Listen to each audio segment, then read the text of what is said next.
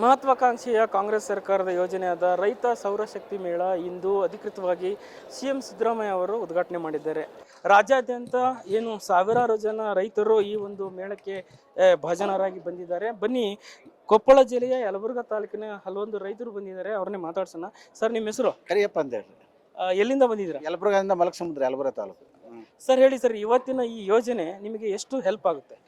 ದೊಡ್ಡ ಅನುಕೂಲ ಆಗುತ್ತೆ. ಕರೆಂಟ್ ಉಳಿತಾಯ ಆಗುತ್ತೆ. ಆನಂತರ ಹಗಲಿನತ್ತ ನಮ್ಗೆ ಕರೆಂಟ್ ನಮಗೆ ಬೇಕಾದಾಗ ಸಿಗ್ತೈತಿ.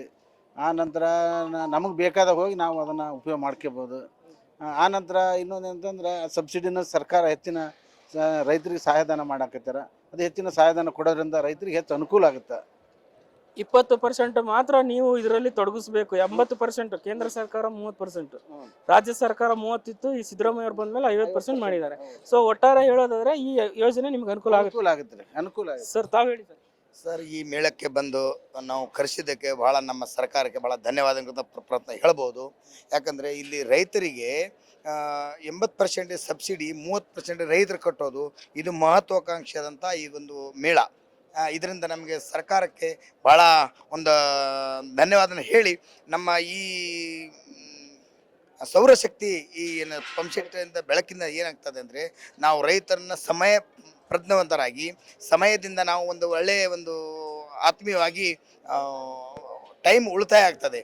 ಯಾಕಂದರೆ ಜನ ಒಂದು 7 ತಾಸು ಬದಲಿ 10 ತಾಸನ್ನು ಕೊಡುವಂಥ ಸಿಗುತ್ತೆ. ಇನ್ನೂ 2 ತಾಸು ಎಕ್ಸ್ಟ್ರಾ ಸಿಗುವಂಥದ್ದು ನಮಗೆ ಅನುಕೂಲ ಆಗ್ತದೆ ಈ ಒಂದು ಇದರಿಂದ, ಸೌರಶಕ್ತಿ ಒಂದು ಉತ್ಪಾದನೆ. ಒಟ್ಟಾರೆ ಇವತ್ತಿನ ಈ ಯೋಜನೆಯಿಂದ ನೀವು ಮತ್ತೆ ಏನೇನು ಬೆಳೆಗಳನ್ನ ಬೆಳೆಯೋಕೆ ಪ್ಲಾನ್ ಮಾಡಿದ್ದೀರಾ? ನಾವು ಈ ಒಂದು ವಿಚಾರದಲ್ಲಿ ಶೇಂಗಾ, ಮೆಕ್ಕೆಜೋಳ, ಆಮೇಲೆ ಜೋಳ, ಆಮೇಲೆ ಬೇರೆ ಬೇರೆ ಒಂದು ತರಕಾರಿ ಒಂದು ರೂಪದಲ್ಲಿ ಬಂದರೆ ನಾವು ಆಲೂಗಡ್ಡೆ ಅಲ್ಲ, ಇದು ತೋಟಗಾರಿ ಹಣ್ಣು ಹಂಪಲ ಉಳ್ಳಾಗಡ್ಡಿಯನ್ನು, ಮೆಣಸಿನಕಾಯಿಯನ್ನು ಬೆಳಿಬೋದು. ಇದರಲ್ಲಿ ಒಳ್ಳೆಯ ಒಂದು ಡ್ರಿಪ್ ಮಾಡಿ ಇದು ಸೋಲಾರ್ನ ನಾವು ಈಗ ನಿಮ್ಮದು ಬಯಲುಸೀಮೆ ಮತ್ತು ಮಳೆ ಆಧಾರಿತ ಪ್ರದೇಶ ಇರುವಂಥ ಕೊಪ್ಪಳ ಜಿಲ್ಲೆ, ಹಿಂದುಳಿದ ಜಿಲ್ಲೆ, ಅದರಲ್ಲಿ ಇಂಥ ಒಂದು ಕ್ರಾಂತಿಕಾರಿ ಯೋಜನೆಯನ್ನು ಈ ಸರ್ಕಾರ ಮಾಡಿದಾಗ ಇದು ಎಷ್ಟರ ಮಟ್ಟಿಗೆ ಅಲ್ಲಿನ ರೈತರಿಗೆ ಸದುಪಯೋಗ ಪಡಿಸೋದು ನೀವು ಹೇಳ್ತೀರಿ? ಸರ್, ಇದರ ಸುಮಾರು 90% ನಾವು ಉತ್ತಮ ಅಂತ ನಾವು ಹೇಳಬಹುದು. ಉತ್ತಮ. ಈಗಾಗಲೇ ನಿಮ್ಮ ಸುತ್ತಮುತ್ತ ಗಜೇಂದ್ರಗಡ ಆಗಿರ್ಬೋದು, ಅಲ್ಲೆಲ್ಲ ವಿಂಡ್ ಪವರ್ ಎಲ್ಲ ಇದೆ, ಸುಜಲಾನ್ ಕಂಪ್ನಿ ಇದೆಲ್ಲ. ಸೊ ಇದು ಸೋಲಾರ್ ಬಳಕೆ ನೀವು ಜಾಸ್ತಿ ಮಾಡಿದಾಗ ನಿಮ್ಮಲ್ಲಿ ಯಾವ ರೀತಿ ಇನ್ನೂ ಹೆಚ್ಚು ಬೆಳೆಗಳನ್ನ ಬೆಳಿಬೋದು ಮತ್ತು ಹೆಚ್ಚು ವಿದ್ಯುತ್ತನ್ನು ನೀವು ಪಡಿಬೋದು ಅನ್ನೋದು? ಸರ್, ನಾವು ಹೆಚ್ಚು ನಾವು ಈ ಬೆಳೆಗಳನ್ನು ನಾವು ಹೇಳೋದಿಲ್ಲ. ಶೇಂಗಾ, ಆಮೇಲೆ ತೊಗರಿ, ಆಮೇಲೆ ಮೆಕ್ಕೆಜೋಳ, ಇವೆಲ್ಲ ನಾವು ಉತ್ತಮ ರೀತಿಯಲ್ಲಿ ಬೆಳೆಬೋದು.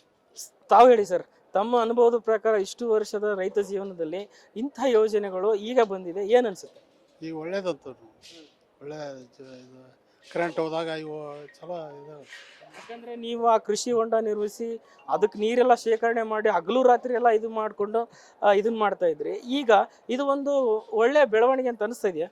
ಒಳ್ಳೆ ಬೆಳವಣಿಗೆ ಎಲ್ಲ ಚಲೋ ಆಯ್ತು, ಉತ್ತಮ ಆಯ್ತು. ಒಳ್ಳೆ ಬೆಳವಣಿಗೆನೇ ಇದೆ ಸರ್ ಈಗ ಮಾಡಿದ್ದು ಚಲೋ ಆಯ್ತು.